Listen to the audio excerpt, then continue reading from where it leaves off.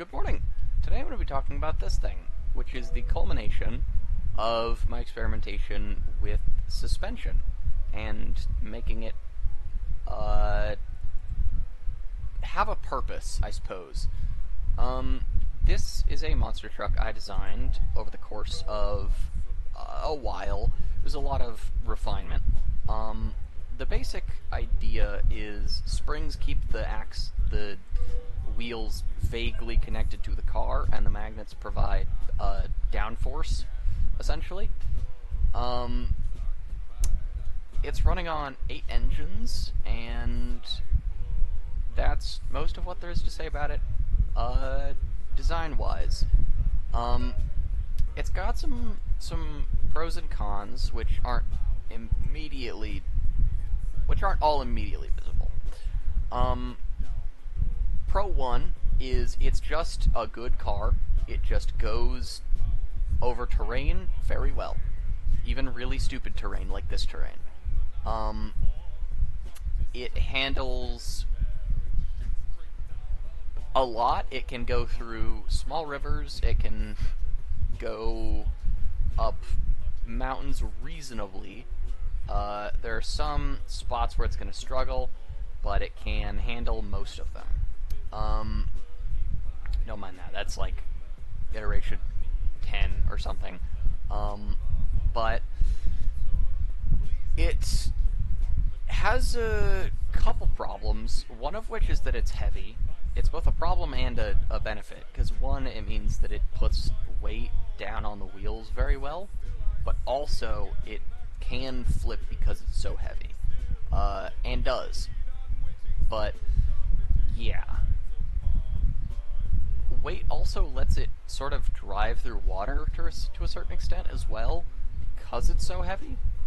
So that's also a little bit of a benefit, because it can kind of just go through some water. Not all water, but this is a perfect example. I think it can just drive through this.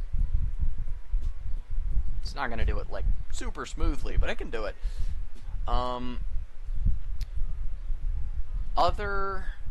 Other things to note about it,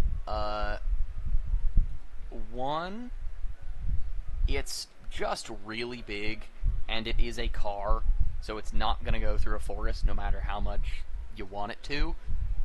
End of the day, that just isn't a thing cars are going to do well. And that's a concession to be made with this type of vehicle. I could make it fly, but I'd feel like at that point, just make a fucking airship or something.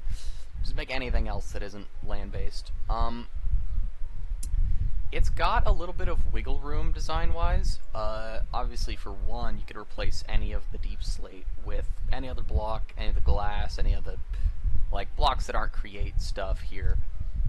Other thing is it can kind of handle, like, a bit more weight than I'm actually using on it. It can handle, like, a good... I don't know, actually. Let's get a sense of that right now. Because I know it can handle more. I don't know how much more. So let's pop some netherite on it.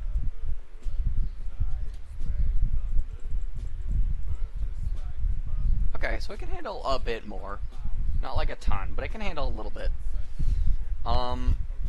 I'll have to say, you could probably put, like, actual flooring in it and, like, expand it a little bit to be maybe, like, slightly wider, to have more space. You could probably condense some of these mechanisms, but this is how I've made it. Obviously, it's Minecraft. Alter it if you want. But, yeah, that's the base concept. The very last thing is that these springs aren't going to come in the schematic. These are something you're going to have to manually set because how the axles are set up. There's no gap between this, and this is in the same block. So, yeah. The lengths are 4, 4, and 2. So that's 4, 2, 4. Beyond that, I'm sure there's some way that this works with the inverted wheel system. Like, I could probably put this in the back and have that work somehow.